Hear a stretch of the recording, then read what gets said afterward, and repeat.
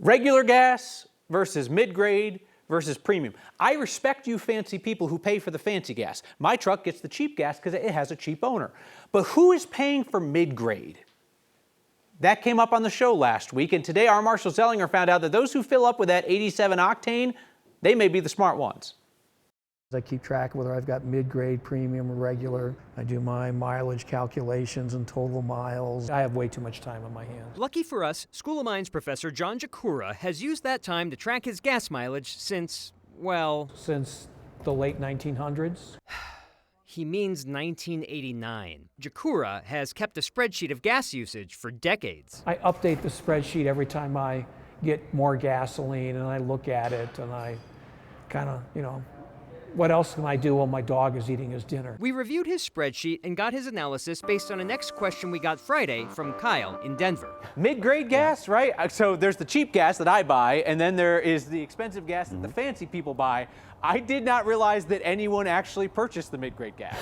I am a Longmont 87 octane user. Boy, did we hear from a lot of 87 users like Nick, Lawrence, Kathy, Linda, Deborah, and Deb, and Greg in Fort Collins. We immediately questioned whether we really needed to buy 87. Greg told us his Kia Sportage plug-in hybrid calls for the middle button, but he's been tempted to go for the cheaper 85. I've never had the courage to try it, but if I got Marshall's okay, then I would try it. I use it just because I want to make sure that I don't violate any warranties or anything. Nick provided us an email full of lengthy research on 85 versus 87. I used to use 85 some years back. I did notice that when I was up on mountain passes and such, that the engine tended to start getting rattly and bangy a bit when you tried to push it, and that seemed to be lessened with 87. If it's not turbocharged, you don't need anything more than 85. That brings us back to our expert at the School of Mines, with the spreadsheet, the graphs, the boxes.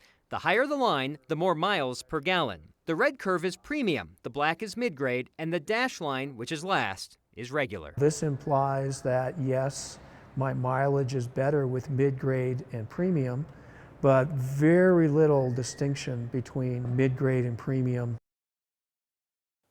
That's my kind of nerd, but the late 1900s? Okay, for those of us who are not the fuel nerds, 87 is a mix of 85 and 91 at the pump. There is not a tank underground with 87. It should be a 50-50 mix, but when you pump 87, it just has to be minimum 87. It could be 88, it could be 89. So shall we start a next challenge for those who actually use 91? Track your miles per gallon, maybe not as nerdy as the professor. Dabble in 87, track your miles per gallon, report back to us. Maybe you're saving money, maybe you were wasting your time. There has never been a story that has made me feel dumber than this one. I also did not know that there was not a mid-grade tank at the gas station. It's just like that Twist soft serve ice cream where you get half the vanilla, half the chocolate all twisted together. Yeah, that's why I wonder if sometimes if you pump 87, maybe you're getting like 99% of 91 and 1% of 85.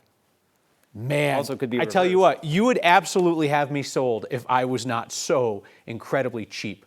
Marshall Zellinger, thank you.